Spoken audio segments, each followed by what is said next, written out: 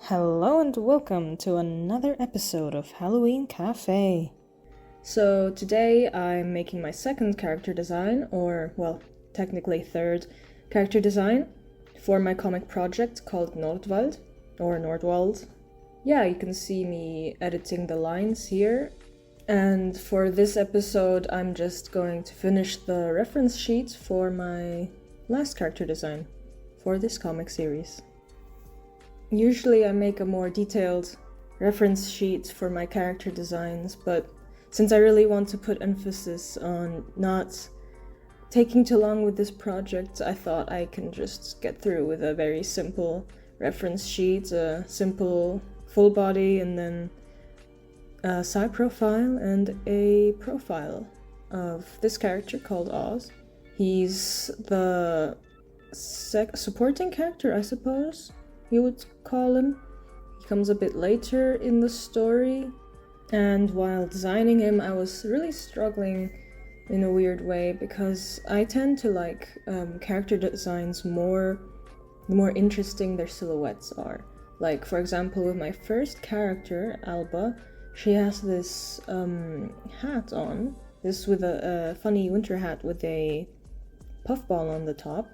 And I really enjoy that silhouette. Also, with the owl, Neil, he's got like two horns, so the silhouettes are very distinct. And also with the hair of Alba, you can kind of shape it to be like a triangle.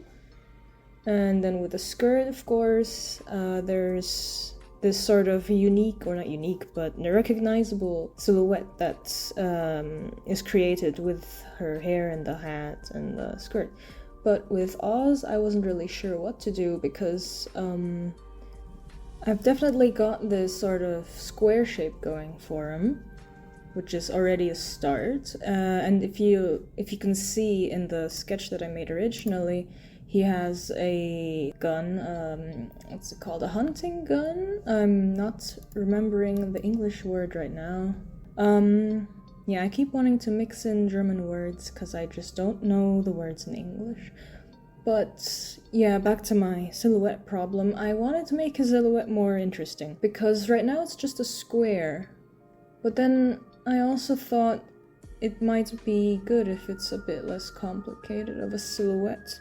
But yeah, I also don't want to overthink it too much. As I said, my motto is that I don't overthink this project and that I just have fun. Because I really want to just start something and complete it and say that it's done and that I enjoyed it. And well, if I want to edit again some panels or pages in the future, I can still do that. And yeah, I just really don't want to stress myself too much. Really enjoy the process and take you guys along. So yeah, I guess in the end I decided that a square silhouette is fine. I did not add the hunting rifle. That's what it's called. It's called a hunting rifle. Because I thought it didn't make much sense for the character because Oz is not a hunter and he's not trying to kill any animals or anything else for that matter. And right now I'm just designing the details a bit of his shoes and clothes. I wanted to give him trekking gear or just camping gear, stuff that wouldn't get wet if you're outside and it might rain or might snow, or maybe you have to trudge through mud and dirt. So yeah, I just wanted to make it look outdoorsy, his design. Now I'm going over to the side profile. I always find those a bit difficult, side profiles. I think that's a common problem with certain artists, or at least with a lot of people I talk to. We just cannot get the side profile right the first time. We need to keep editing until it looks okay. I always find it very useful to have the faces a bit more different from each other. For example, like with Alba's side profile, her nose does a different different swing upwards compared to Oz's side profile. And yes, it's a very small detail, very small difference, but I think it does make a huge impact on the drawings, I find, if you make small variations on the faces. I'm also struggling a bit with coming up with different face shapes and stuff. I definitely don't want all the faces to look the same, so I like to change up some things. I find it easiest to make variations on the eye shapes. The face shape, sadly, tends to be very similar whenever I draw characters. But yeah, I like messing with the eye shapes a lot, and also the eyebrows lately. Like, you can do a lot of funky things with eyebrow shapes, and it really, really influences the way a person looks if they, like, have round eyebrows or thick, like, inner eyebrow, particles, what's it called? Or the beginning of the eyebrow is thicker and then the end is thin, or the other way around. If you ever struggle with making your characters look more unique, you can always try making the eyebrows a very different shape. With Oz, I thought I should make his design rather plain, or not plain, but not too distinct, not to be super distracting compared to the other character designs that are also rather simple. I also wanted to give him glasses because I just like that design aspect. I have too many characters with glasses and it's never going to stop, I think. I'm always going to add glasses to people because I wear glasses and therefore none of my characters shall have good vision. But no, I just like drawing people with glasses for some reason. And I also had a lot of fun designing his collar or a scarf or whatever. It's kind of based on a scarf I used to wear all the time when I was a kid. It was a purple scarf that had those tassels like the ones that I'm drawing now. And it was kind of made me look like a cowboy, honestly, or at least my brother always said I look like a cowboy wearing that. And I wore it in the exact same style that I drew Oz now wearing it. So that's a little side story. I tend to design characters with certain clothes that I also used to wear, or that I still wear. For, like, example, the glasses that I mentioned, I wear glasses, therefore all my characters should wear glasses. Of course, not all of them, but many of them. And yeah, I also like to wear these hand warmer things that aren't gloves, but they have, like, small holes for the thumb. Those little hand warmers, we call them Amadeusly, where I'm from. No one's gonna know that word, I think, but I still wanted to say it. Yeah, I just like adding clothes that I personally enjoy wearing. Also with the backpack, the one that I'm designing, it's kind of similar to the hiking backpack I always use when I'm on a field trip.